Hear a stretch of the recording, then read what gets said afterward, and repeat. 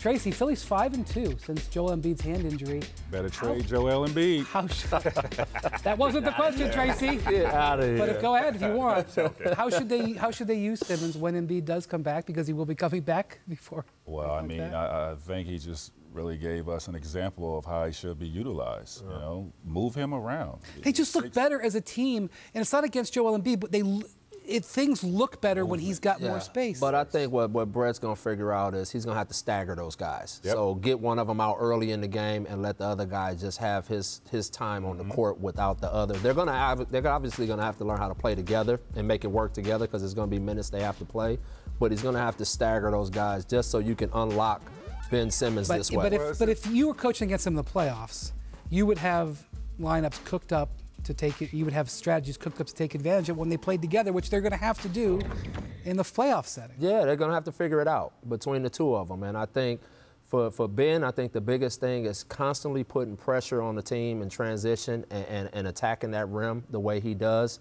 And I think they're going to have to negotiate the end of games where Joel Embiid is the closer because he's the guy that shoots a good percentage from the free throw line. And your closer has to make free throws.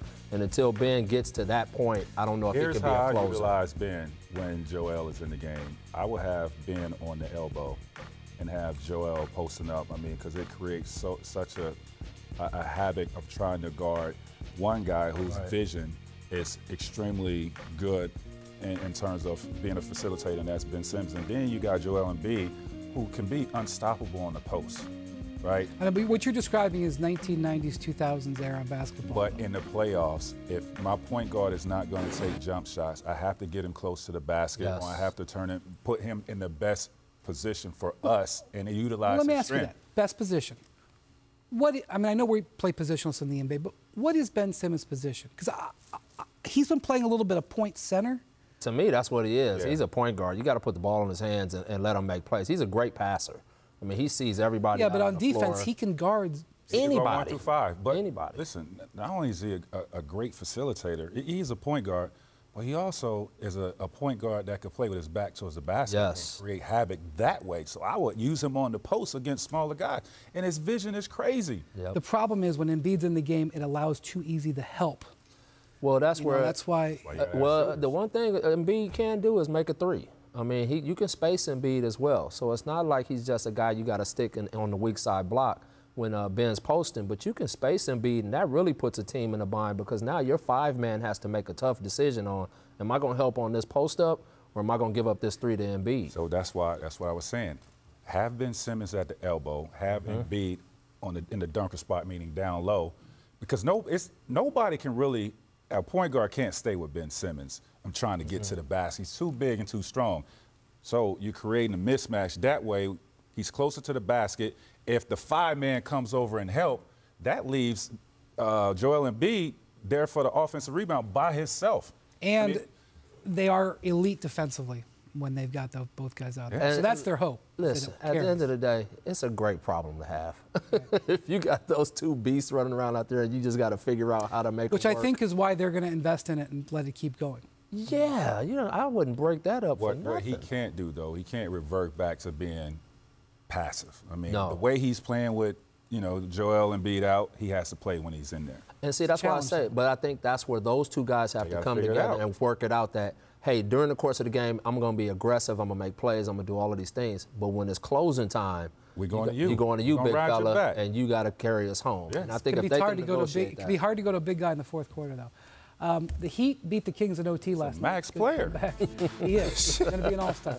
The play of the game with 1.9 seconds left in regulation, Goran Dragic throws this beautiful alley-oop to Great Bam execution. Adebayo. First of all, why y'all got a point guard on him like that? Like, they switched. Really? Miami won this game in overtime. By the way, they're 7-0 in overtime this year. Jimmy Butler didn't even play in this game. You know this organization really well, Phil. Yeah. They're playing great right now, second in the East.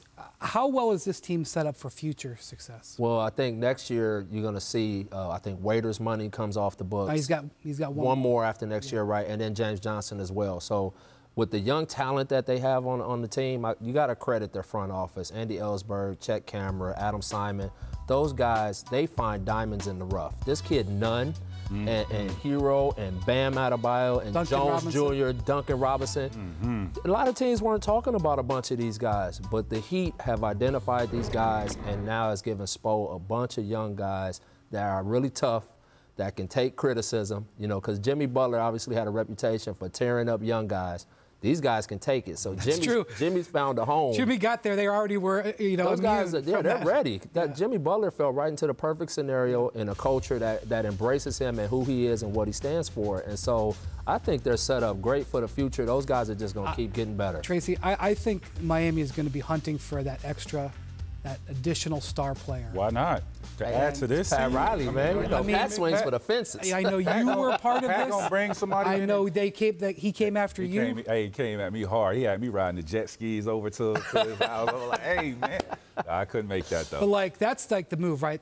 Some player out there, whether he's a free agent or not, is going to see what's going on in Miami and say, I want to be in Miami. That's what Jimmy did. Well, you have to really take into consideration of, you know, Jimmy Butler and what's surrounded with Jimmy and look at how well they are playing and, like, how the hell are they doing that? Because we didn't expect this from Miami, right? I mean, Jimmy is an all-star, but then you look around him like, who are these other pieces?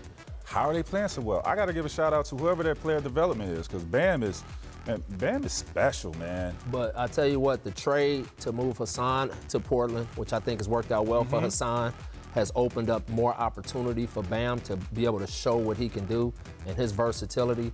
And I think, you know, overall, their team is the star. Even with Jimmy Butler there, I think Jimmy Butler has just kind of blended in. He knows at the end of the game he's getting the ball and he's going to be the closer. But overall, they just have a team full of guys who are selfless and tough. It's a classic case of a team that has bought into the system and that competes every night, and this is a result of what it is. And my man can coach. Yep. That is true. Thanks for watching ESPN on YouTube. For more sports highlights and analysis, be sure to download the ESPN app. And for live streaming sports and premium content, subscribe to ESPN+.